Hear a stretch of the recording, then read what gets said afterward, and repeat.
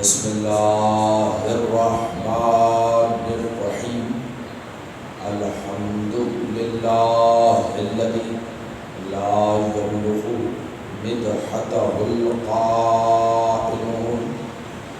ولا یحصی نعماءہ العادون ولا یؤتی حقہ المجتہدون الذی لا يدركه بعد الهمم ولا يناله غوص الفطن الذي ليس لصفته حد محدود ولا نعت موجود ولا وقت معدود ولا أجل ممدود فطر الخلائق بقدرته ونشر الرياح برحمته وابتدى بالصخور ميدان أرضه ثم الصلاة والسلام على رسول الثقلين محبوب رب المشرقين والمغربين وسيلتنا في الدارين جد الحسن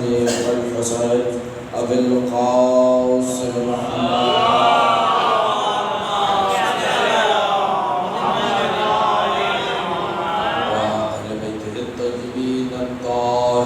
المعصومين المنتجبين المنتخبين المظلومين لا سيما بقية الله في الأرضين ولعنة الدائمة الباقية المستمرة على أعدائهم أجمعين من يوم عداوتهم إلى قيام يوم الدين أما بعد فقد قال الله تبارك وتعالى المجيد وفرقانه الحميد وقوله الحق بسم الله الرحمن الرحيم كل نفس ذائقة الموت وإنما توفون أجوركم يوم القيامة فمن زحزح عن النار وأدخل الجنة فقد فاز وما الحياة الدنيا إلا متاع الغرور الصلاة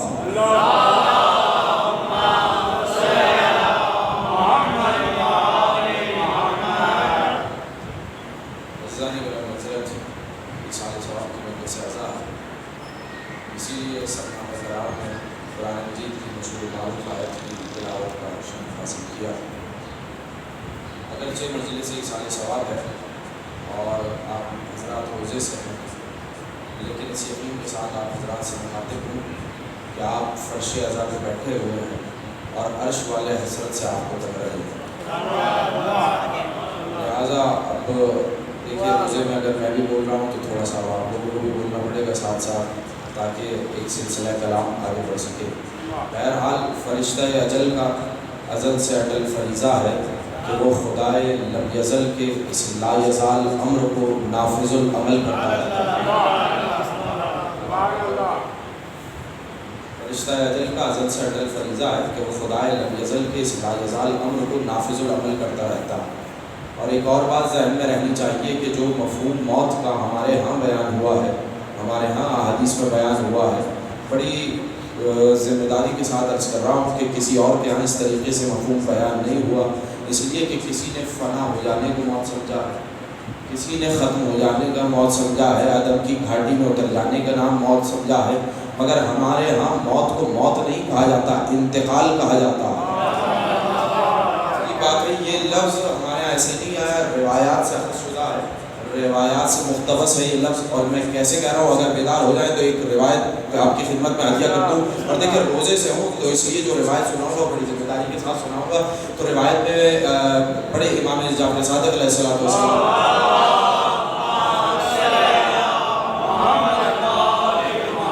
اچانک یہ مفہوم اگر پہنچ جائے تو یہیں سے بات کا آغاز ہو جائے گا کہ ہے کیا انتقال کہا کسے جاتا ہے کہ میرے مولا کی خدمت میں ایک شخص آیا اور اس نے آ کے کہا، اس لیے کہ پریشان ہو چکا تھا، ہر طرف موت کو دیکھ رہا تھا کہ لوگ مر رہے ہیں، اس دنیا سے جا رہے ہیں، تو ایک مرتبہ آیا اور پریشانی کے عالم میں آ کر کہا کہ انا خلقنا للفنا، ہمیں فنا کے لیے پیدا کیا گیا ہے۔ تو ایک مرتبہ امام معصوم کو جلال آیا اور کہا ماں خاموش ہو جاؤ، اپنی زبان کو لگام دو، آئندہ یہ لفظ نہ دہرانا، اس لیے کہ انا خلقنا للفنا، ہمیں فنا کے لیے پیدا نہیں کیا گیا، انا خلقنا للبقاء، ہمیں بقا کے لیے پیدا کیا گیا۔ صلوات پڑھیے ذرا محمد۔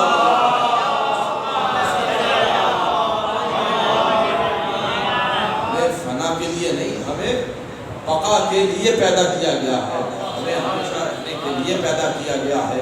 یہی وجہ ہے کہ پروردگار عالم نے کہا کل نفس ذائقۃ الموت، ہر نفس موت کو محسوس کرے گا۔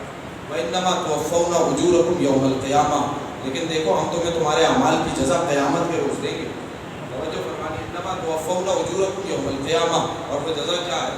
فَمَنْ زُحْزِحَ عَنِ النَّارِ، جسے جہنم سے بچا دیا جائے، وَأُدْخِلَ الْجَنَّةَ، جسے جنت میں داخل کر دیا جائے، فقد فاز، کامیاب وہی ہے۔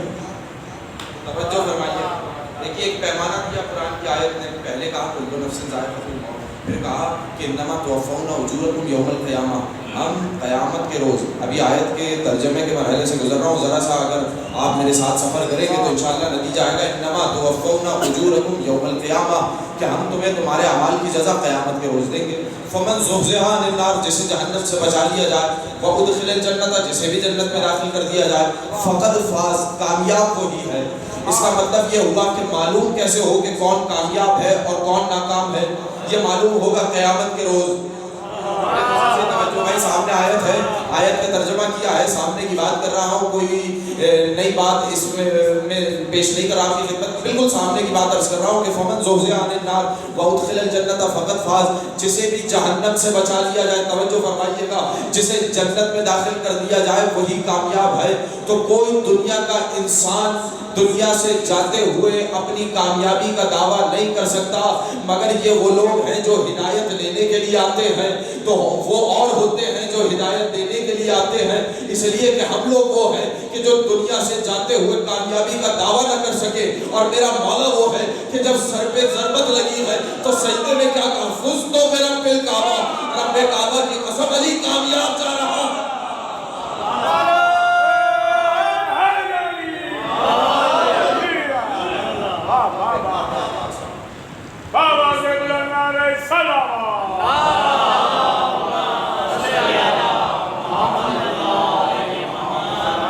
کعبہ کی قسم علی کامیاب جا رہا ہے۔ سر پہ ضربت لگنے کے بعد علی نے سجدے کے عالم میں فزت برب الکعبہ کا اعلان کر کے کہا کہ ہم اور ہیں تو اور پھر کبھی صحیح انشاءاللہ فزت برب الکعبہ کا موضوع بھی ایک نہایت طویل موضوع ہے، لیکن بہرحال آیت کو آگے بڑھا رہا ہوں۔ لیکن عجیب اگر دقت فرمائیں تو ایک اور نقطہ یہاں پر عطیہ کر دوں، فمن زحزح عن النار، آشف بھائی مجہول کا صیغہ ہے، یعنی یہ نہیں بتایا کہ کون جہنم سے بچائے گا، وادخل الجنۃ، کون جنت میں داخل کرے گا۔ توجہ فرمائیے گا، انما توفون اجورکم یوم القیامہ، تمہیں تمہارے اعمال کی جزا قیامت کے روز ملے گی۔ فمن زحزح عن النار، جسے بھی جہنم سے بچا لیا جائے، جسے بھی جنت میں داخل کر دیا جائے، فقد فاز، کامیاب وہی ہے۔ ہمیں کیسے معلوم ہو کہ کون جنت جہنم سے بچائے گا، کون جنت میں داخل کرے گا؟ تو پیمانہ معلوم کیسے ہو؟ لیکن اگر بیدار ہو جائیں تو ایک روایت عطیہ کر دوں آپ کی خدمت میں کہ جب مامون نے آپ کے 8ویں امام سے سوال کیا تھا، فرزند رسول میں نے ایک حدیث سنی ہے، یعنی انت قسیم النار والجنہ، علی آپ جنت اور جہنم کے تقسیم کرنے والے ہیں۔ اللہ اکبر، توجہ فرمائیے گا، یہ حدیث ٹھیک ہے یا واقعی رسول خدا نے یہ فرمایا ہے؟ اب دیکھیے یہ فضائل پہ اعتراض کرنے کا انداز کوئی نیا نہیں ہے، میں نے ایک جملہ کہہ دیا، بھرپور اللہ جانے آپ کہاں بیٹھے ہیں، پھر سے دہرایا دیتا ہوں کہ یہ ان احادیث پر، ان فضائل پر اعتراض کرنے کا ماحول کوئی نیا نہیں ہے، یہ 1400 سال پرانا ماحول ہے کہ جب مامون نے کہا فرزند رسول یہ کیسے ہو سکتا ہے کہ یہ حدیث ٹھیک ہے، تو ایک مرتبہ میرے مولا نے فرمایا کیا تم نے نہیں سنا کہ میرے رسول نے فرمایا یا علی جو تجھ سے محبت کرے گا وہی مومن ہوگا، جو تجھ سے بغض رکھے گا وہ منافق اور کافر ہوگا۔ ذرا سا بیدار ہوئیے گا اس موقع پر. یعنی جو تجھ سے محبت کرے گا تیری محبت ایمان ہے, تیرا بغض کفر و نفاق ہے. کہاں یہ تو بارہا سنا ہے, کہا بس فیصلہ ہو گیا, مومن جنت میں جائیں گے, منافق جہنم میں جائیں گے, کافر جہنم میں جائیں گے.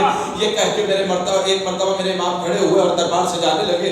امام کا ایک چاہنے والا دوڑا آیا, ہاتھوں کا بوسہ لے کر کہنے لگا مولا اس کو کمال کر دیا, دربار پہ سکوت طاری ہو گیا. بادشاہ میں ہمت نہ تھی کہ وہ آپ کو جواب دے سکتا. اتنے علماء تھے سب خاموش تھے. آپ نے پورے دربار کو سکتے میں ڈال دیا. آپ نے کیا عمدہ جواب دیا ہے. تو ایک مرتبہ میرے مولا نے کہا خاموش ہو جا, یہ میں نے ان کے ظرف کے مطابق جواب دیا, ورنہ قیامت کے روز میرے جد علی ابن ابی طالب پلے صراط پہ کھڑے ہو کر جہنم کو خطاب کر کے کہیں گے ھذا لی و ھذا لک, یہ تیرا ہے یہ میرا.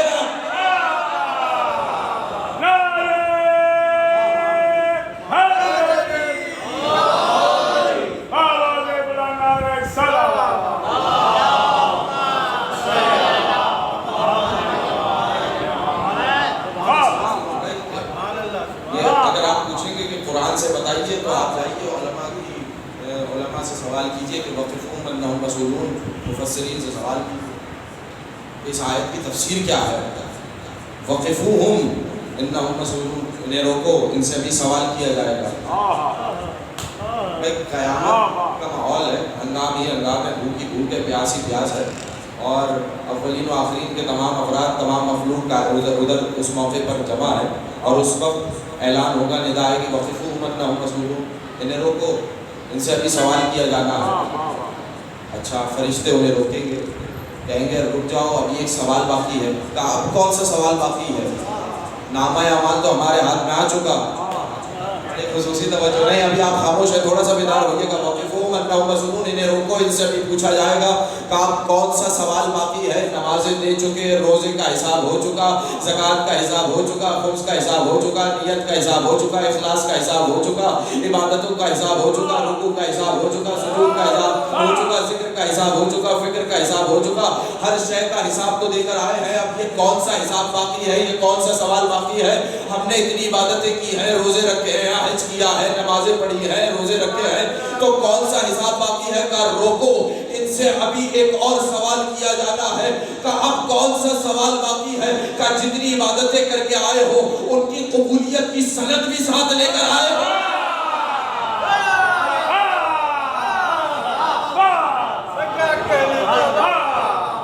قبولیت کی سند بھی ساتھ لے کر آئے ہو. پوچھیں گے ان کی قبولیت کی سند بھی ہوتی ہے, وہ سند کا نام کیا ہے؟ تو یہی تو تفسیر کی علماء نے انہم مسئولون عن ولایت علی ابن ابی آیت کے بارے میں سوال کیا گیا.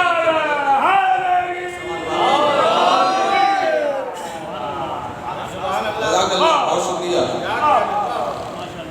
تو انما توفون اجورکم یوم القیامہ, تمہیں جزا قیامت کے روز دی جائے گی. فمن زحزح عن النار, جسے بھی جہنم سے بچا لیا جائے, وادخل الجنہ, اور جسے بھی جنت میں داخل کر دیا جائے, فقط فاز, کامیاب وہی. اور ومل حیات الدنیا الا متاع الغرور, اور یہ دنیاوی زندگانی ہے کیا, یہ سوائے دھوکے کے سرمایے کے اور کچھ نہیں ہے. توجہ فرمائیے گا. اب آپ نے یہاں تک ساتھ دیا ہے تو ان جملوں پہ بھی ساتھ دیں گے, فرمائیے بڑے خصوصی توجہ چاہ رہا ہوں. ومل حیات الدنیا الا متاع الغرور, یہ دنیاوی زندگانی سوائے دھوکے کے اور کچھ نہیں. دیکھیے عقل مند انسان وہ ہوتا ہے جو سرمایہ کاری وہاں کرے جہاں سے منافع ملنے کی توقع ہو. اللہ اکبر. دیکھیے کیا کروں, آیت ہے, مجھے بہرحال اس کا پورا مفہوم تو پہنچانا ہے. ومل حیات الدنیا الا متاع الغرور, دنیاوی زندگانی دھوکے کے سرمایے کے اور کچھ نہیں ہے. توجہ فرمائیے گا, میں کہہ رہا ہوں عقل مند انسان وہ ہوتا ہے جو سرمایہ وہاں لگائے جہاں سے منافع ملے. غبی اور احمق انسان ہوگا جو منافع وہاں لگائے, جو سرمایہ وہاں لگائے جہاں سے منافع کی توقع نہ ہو بلکہ خسارہ ملنے کی توقع ہو. تو اب قرآن کیا کہہ رہا ہے, اگر دنیا میں سرمایہ لگاؤ گے تو خسارہ ملے گا. یہ میرے الفاظ میں غلط نہیں, انسان اصل کی قسم انسان خسارے میں. تو دنیا میں سرمایہ لگاؤ گے تو دنیا میں خسارہ ملے گا, اور اگر آخرت میں سرمایہ کاری کرو گے, سرمایہ وہاں لگاؤ جہاں ہمیشہ منافع ملے. توجہ فرمائیے گا. ومل حیات الدنیا الا متاع الغرور. اسی لیے امیر المومنین نے وصیت کرتے ہوئے اپنے فرزندوں کو فرمایا تھا, یا بنیا انکا خلقتا للآخرہ لا للدنیا، اے میرے بیٹو تمہیں آخرت کے لیے پیدا کیا گیا ہے، دنیا کے لیے نہیں پیدا کیا گیا۔ اب دیکھ رہے ہیں آپ روایت سے حدیث کو دیکھیں، آیت کو آیت سے ملائیں، آپ کو نتیجہ ملتا چلا جائے گا۔ چلیے ابھی بھی آپ خاموش ہیں، دیکھیے اب جو روایت آپ کی خدمت میں پیش کر رہا ہوں اس کی تائید معصوم نے فرمائی ہے۔ حضرت ابو ذر سے سوال کیا گیا اور یہ چھٹے امام نے حضرت ابو ذر کے حوالے سے بیان فرمایا۔ بڑی بات یہ ہے کہ صحابی رسول حضرت ابو ذر نے کہا، اور یہ بات یاد رکھیے کہ امام معصوم جس کی تائید کرتے ہیں، ایک تو خود ابو ذر کے بارے میں کہا کہ آسمان نے سایہ نہیں کیا، زمین نے فرش نہیں بچھایا، اس سے جو ابو ذر سے زیادہ سچا ہو، آپ سب نے بارہا سنی ہوگی، لیکن اس موقع پر امام معصوم حضرت ابو ذر کا استدلال کوٹ کر رہے ہیں۔ اللہ اکبر، عجیب بات ہے، میں کس عالم میں آپ کی خدمت میں یہ بیان کروں کہ امام معصوم اگر کسی کا استدلال پیش کریں تو اس میں جان کتنی ہوگی، اس میں قوت کتنی ہوگی۔ کہنے لگے کہ جب ابو ذر سے سوال کیا یا ابا ذر، اچھا سوال کی بالکل عین فطرت ہے، آپ انسانوں میں دیکھیں گے بالکل وہی فطرت ہے جو سوال کیا گیا، یا ابا ذر لما نخاف الموت، اے ابو ذر ہم موت سے خوفزدہ کیوں ہیں؟ مجھے فرمائیں گے بھائی لوگ ہیں، آپ دیکھتے ہیں باہر کتنے لوگ آپ کو ملیں گے جو موت سے خوفزدہ ہوں گے، بڑی خصوصی توجہ ہے، اس لیے کہ موت سے ڈرتا وہ ہے جس کا امام مردہ ہو۔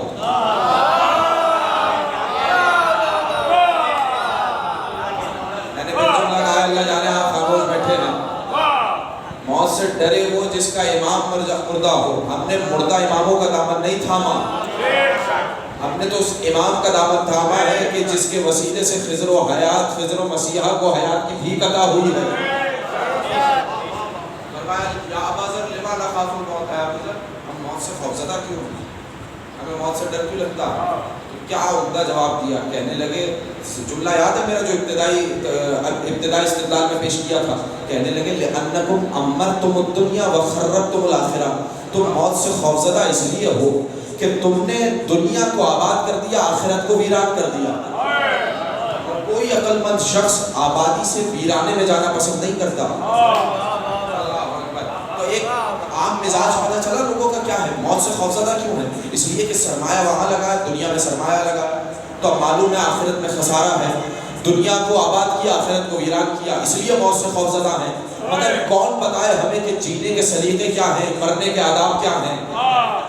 اللہ اکبر، کون بتائے ہمیں، خدا کی قسم فخر کیا کرے کہ ایسے امام کسی کو نہیں ملے، ایسے امام فقط ہمیں ملے ہیں کہ جنہوں نے بتایا کہ جینا کیسے ہوتا ہے، مرنے کے آداب کیا ہیں، جینے کے سلیقے کیا ہیں۔ کوئی نہ ملے گا سوائے ابو طالب کے شریف خون کے، جس نے موت کی آنکھوں میں آنکھیں ڈال کے کہا تھا واللہ لا یبالی ابن ابی طالب او قع علی الموت او وقع الموت علیہ، خدا کی قسم ابو طالب کے بیٹے کو پرواہ نہیں ہے کہ موت اس پر آ پڑے، موت میں جا پڑے۔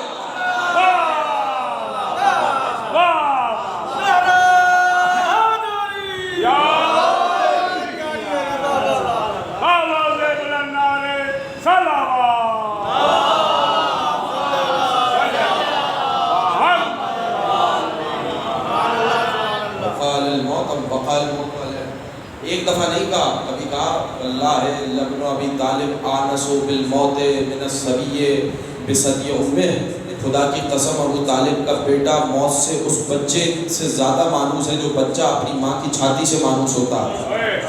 اللہ اکبر، عجیب و غریب جملے ہیں کہ موت سے کتنا مانوس ہے ابو طالب کا لال، جو ہے تو دنیا میں سرمایہ کاری نہیں کرنی۔ اسی لیے قرآن نے بار بار انسان کو بیدار کیا، جھنجھوڑا ہے انسان کو، توجہ ہے، اگر بیدار ہو تو اگلی آیت پیش کرو۔ اسی لیے یہی الفاظ اگلی آیت میں آئے، پہلی آیت کیا تھی، کل نفس ذائقۃ الموت، یہی الفاظ پہ عین ہی دہرائے، کہنے لگا کل نفس ذائقۃ الموت، ہر نفس کو موت، ہر نفس موت کو محسوس کرے گا۔ وَإِنَّمَا نَبْلُوكُم بِالشَّرِّ وَالْخَيْرِ فِتْنَةً وَإِلَيْنَا تُرْجَعُونَ، اور دیکھو ہم تمہارا امتحان لیں گے، خیر کے ذریعے بھی امتحان لیں گے، شر کے ذریعے بھی امتحان لیں گے۔ یہ فلسفہ بیان ہو رہا ہے، کل نفس ذائقۃ الموت، وہی الفاظ دہرائے گئے۔ قرآن میں ایک دفعہ نہیں آیا کل نفس ذائقۃ الموت، قرآن میں 3 مرتبہ آیا کل نفس ذائقۃ الموت، انسان کی عقلوں کو جھنجھوڑا جا رہا ہے، کل نفس ذائقۃ الموت، انسان کو موت کو محسوس کرے گا، انما نبلوکم بالشر والخیر فتنۃ، اور دیکھو ہم تمہارا امتحان لیں گے، کس کے ذریعے امتحان لیں گے؟ خیر کے ذریعے، کس کے ذریعے امتحان لیں گے؟ شر کے ذریعے۔ اچھا خیر کے ذریعے تو امتحان سمجھ میں آتا ہے، یہ شر کے ذریعے کون سا امتحان؟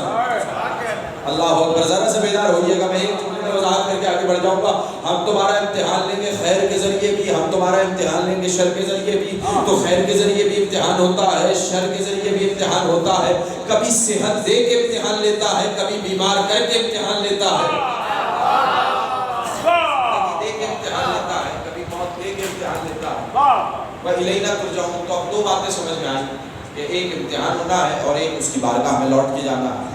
اب اگر توجہ فرمائیں، بڑی قیمتی آیت پیش کی ہے میں نے اس موقع کے اوپر، اس لیے کہ 2 چیزیں ہیں اور انہی کی وضاحت کروں گا تو مجلس مکمل ہو جائے گی۔ ذرا آپ توجہ فرمائیے، اب آپ لوگوں نے میرا ساتھ دینا اس موقع پر۔ پہلی چیز کس کی طرف اشارہ ہے قرآن کی آیت میں؟ امتحان، امتحان ہونا۔ دوسری طرف کس چیز کا اشارہ؟ ہماری بارگاہ میں لوٹ کر آنا ہے۔ توجہ فرمائیے گا، ہماری بارگاہ ہمیں لوٹ کر آنا ہے، یہ ہے موت کا مفہوم۔ بڑی خصوصی توجہ، تو 2 چیزیں آئی ہیں، پہلا ہے امتحان، دوسرا ہے اس کی بارگاہ میں لوٹ کے جانا ہے۔ اسی لیے امتحان کے لیے سورہ ملک میں ارشاد ہوا تبارک الذی بیدہ الملک، بابرکت ہے وہ اللہ جس کے قبضہ قدرت میں کائنات ہے۔ الذی خلق الموت والحیات، وہ اللہ وہ ہے جس نے موت کو بھی خلق کیا، حیات کو بھی خلق کیا۔ وہو علی کل شیء قدیر، ہر شے پر قادر ہے۔ توجہ ہے، ہر شے پر قادر ہے، وہ ہے جس نے موت کو بھی خلق کیا اور حیات کو بھی خلق کیا۔ تو بارہا کیوں خلق کیا؟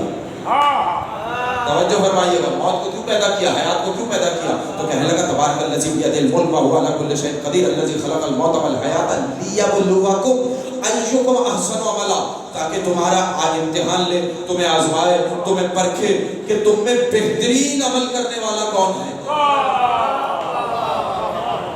نہیں اب ایسے نہیں ہے، یہاں سے سرسری نہیں گزروں گا، لیبلوکم ایکم احسن عملا، تاکہ تمہارا امتحان لے کہ تم میں بہترین عمل کرنے والا کون ہے۔ یہ نہیں کہا اکثر و عملا۔ بڑی خصوصی توجہ، بھائی بزرگ یہاں پر تشریف فرما ہے، اسے دعائیں لینے کی خاطر یہ جملہ کہہ رہا ہوں۔ یہ نہیں کہا کہ اکثر و عملا، کہ تم میں زیادہ عمل کرنے والا کون ہے، زیادہ عمل نہیں مانگا، بہترین عمل مانگا ہے۔ کثرت عمل نہیں مانگی، حسن عمل مانگا ہے۔ ایسا نہیں ہے کہ کثرت عمل کہیں پہ بھی نہیں چاہیے، نہیں، کثرت عمل فائدے مند اور سود مند وہاں پر ہے جہاں پہ حسن عمل ہو۔ توجہ فرمائیے گا، دیکھیے کثرت عمل نہیں مانگی، کوئی کثرت عمل کے سامنے نہ آئے، کثرت عمل نہیں مانگی، حسن عمل مانگی ہے۔ اور آپ سے بہتر اس کو کون پہچانے گا؟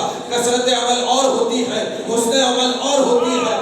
اگر کوئی آیت کے لالچ میں آ کر 40 انگوٹھیاں بھی دے، آیت نازل نہیں ہوتی، علی 1 انگوٹھی دے دے، ولایت نازل ہو جائے۔ سلام پڑھیے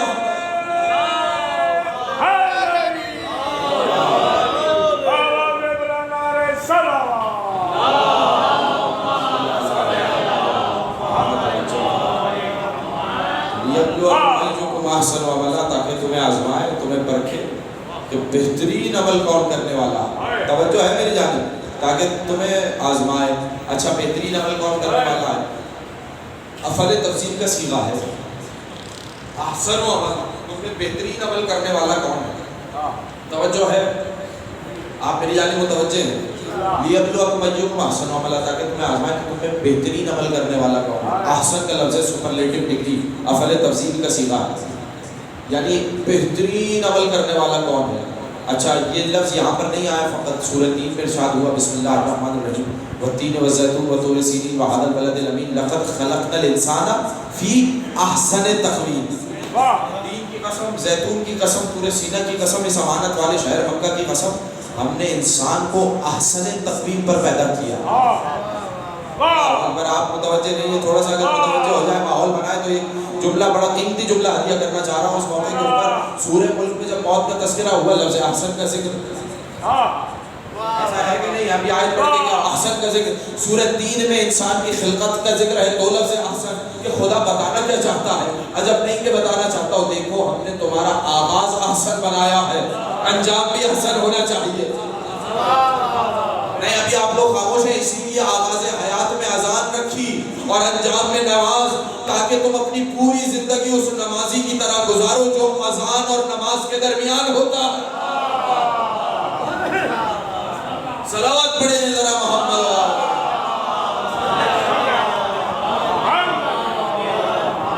اذان اور نماز کے درمیان ہوتا ہے۔ اذان کیا ہوتی ہے؟ ہم آتی ہے نماز کا اعلان، اور نماز کیا ہوتی ہے؟ اب تو معبود کے درمیان راز و نیاز۔ تو اللہ نے پہلے ہی مرحلے پر انسان کے کان میں اذان کہلوا کر بیدار کر دیا، آگاہ ہو جاؤ، بیدار ہو جاؤ، جانے کب تمہیں تمہارا پروردگار طلب کر لے۔ اسی لیے تیسری آیت سورہ عنکبوت کی آیت میں کیا کہا؟ کل نفس ذائقۃ الموت ثم الینا ترجعون۔ دیکھو ہر نفس موت کو محسوس کرے گا اور پھر ہماری ہی بارگاہ میں لوٹ کر آنا ہے۔ اللہ جانے اب میں کہاں پر آپ کے جبین نیاز کو خم کرانا چاہتا ہوں۔ اگر توجہ فرما لے تو میں یہ پیش کروں اور آگے بڑھ جاؤں گا اس موقع پر۔ کل نفس ذائقۃ الموت ثم الینا ترجعون، ہر نفس موت کو محسوس کرے گا اور پھر ہماری بارگاہ میں لوٹ کر آئے گا۔ امتحان لے چکا، اب ہماری بارگاہ میں لوٹ کر آنا ہے۔ دیکھیے جمع کا صیغہ ہے الینا ترجعون، مفرد کا صیغہ نہیں ہے، واحد کا صیغہ نہیں ہے۔ یہ نہیں کہا میری بارگاہ میں لوٹ کر آنا ہے، بلکہ یہ کہا الینا ترجعون، یہ ہماری بارگاہ میں لوٹ کر آنا ہے۔ تو یہ ہم کون ہیں جن کی بارگاہ میں لوٹ کر جانا ہے؟ اللہ جانے کہاں بیٹھے ہیں، میں نے مکمل بات کر دی ہے۔ یہ نہیں کہا میری بارگاہ میں، ایسا آیا ہے آیت میں انا للہ و انا الیہ راجعون، ہم سب اللہ ہی کے لیے اور اسی کی بارگاہ میں لوٹ کر جانا ہے۔ لیکن یہاں پر مفرد کی ضمیر نہیں ہے، یہاں پر جمع کی ضمیر ہے۔ تمہیں ہماری بارگاہ میں لوٹ کر جانا ہے۔ یہ ہم کون ہیں جن کی بارگاہ میں لوٹ کر جانا ہے؟ اگر بیدار ہو جائیں تو یہ ہدیہ کر دوں آپ کی خدمت میں۔ یہاں پر مفاتیح الجنان موجود ہوگی، زیارت جامع کبیرہ نکالیے گا۔ عجیب الفاظ ہیں زیارت کے، وَإِيَابُ الْخَلْقِ إِلَيْكُمْ وَحِسَابُ النَّاسِ إِلَيْكُمْ۔ میرا سلام ہو ان معصومین پر کہ لوگ جن کی طرف لوٹ کر جائیں گے، جو مخلوق سے ان کا حساب لیں گے۔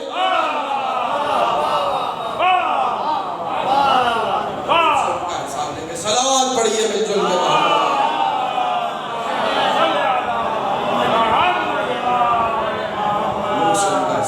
تو اسی کی بارگاہ میں لوٹ کر جانا وہی ہے۔ اسی لیے گھبرانا نہیں ہے، اور گھبرائے وہ جس کے امام نے مرشد نے اس سے وعدہ نہ کیا، اس کے امام نے اس سے وعدہ کیا ہو کہ ہم مرتے وقت تمہارے سراہانے آئیں گے، تمہارے پاس آئیں گے۔ تو یہ فقط ہمارے ہی امام ہیں جنہوں نے ہم سے وعدہ کیا کہ مرتے وقت تمہارے پاس آئیں گے، تمہاری مدد کرنے کے لیے آئیں گے۔ تو کیا جو امام مرتے وقت ہمارے سراہانے آئے گے؟ آپ بتائیے کہ جب حسین کے پیاسے گلے پر خنجر چل رہا ہو،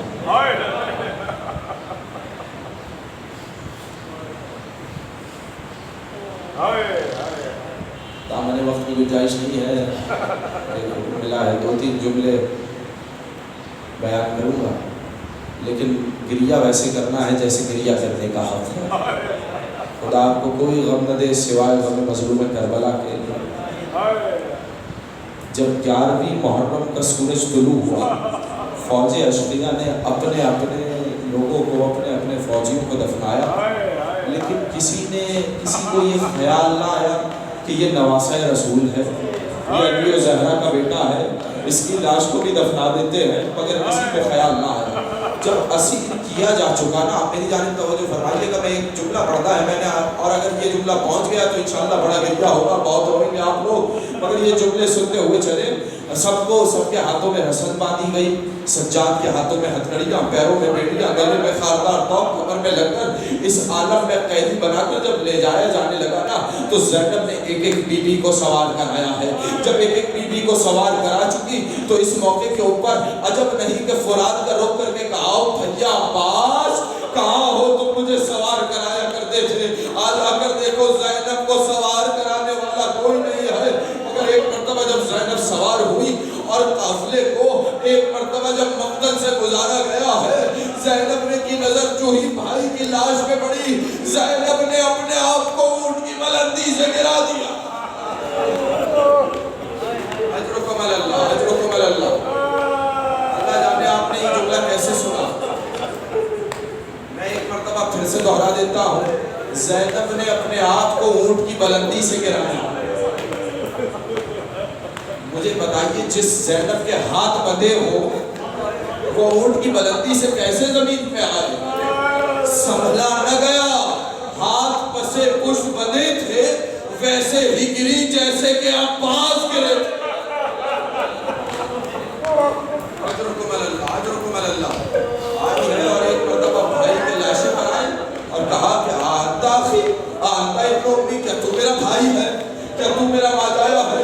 ये कहकर एक मर्तबा सैयद शुहदा के खून से अपने आप को रंगीन किया, एक हाथ को आज़ाए शिकस्ता पे रखा और एक मर्तबा अपने सर को आसमान की जानिब करके कहा, या रसूल अल्लाह सल्लल्लाहु अलैहि वसल्लम व हाज़ा हुसैन बिल अरक़ मुरम्मिल बिद्दिमा मुक़त्तउल अअज़ा व बिलादुका सबाया। या रसूल अल्लाह, आप पर आसमान के फरिश्ते दुरूद भेजते हैं और ये रात का हुसैन है, खून में लथपथ है, आज़ा शिकस्ता है, आपका हुसैन बेकफन है। जज़ाकल्लाह जज़ाकल्लाह। इसी तरीके से जो हक है गिरिया करने का, मौला कोई गम न दे सिवाय गम मज़लूम करबला के।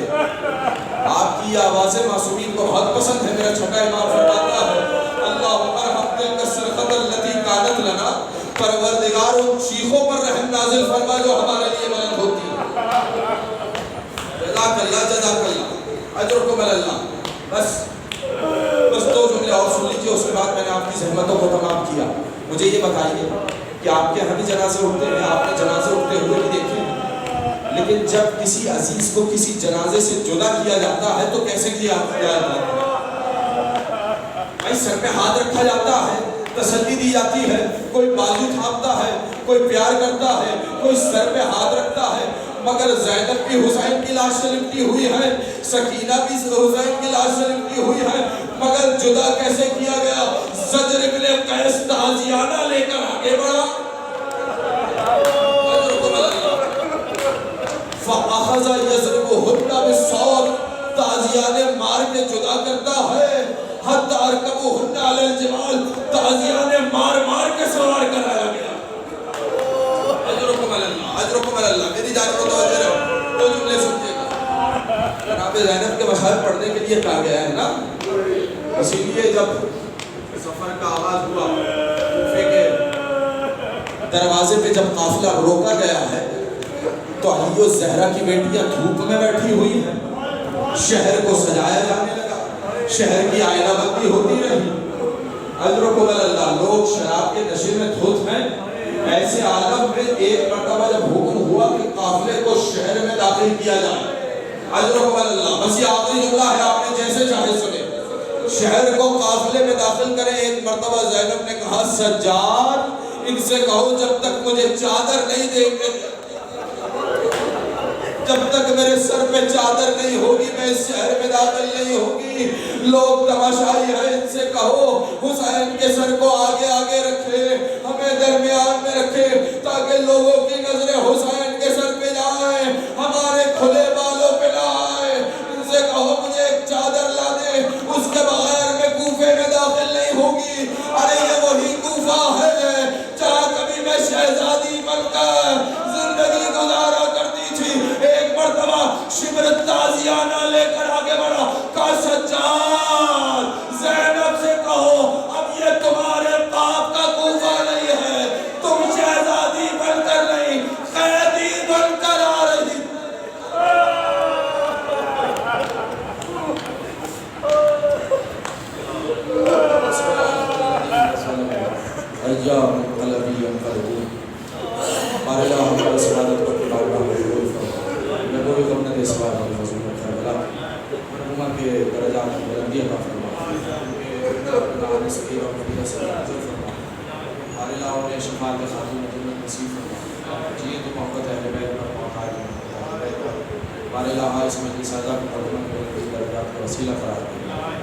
जो हमारे बेमुनासिर है जो बीमार है और नज़र आती साहब, नासिर जल्दी साहब, इसके अलावा जो दुनिया में जहाँ कहीं भी बीमार है, ज़िक्र कसरत का शहजादी कायम आले मोहम्मद को जब ज़रूर फरमा शुमार फरमा 5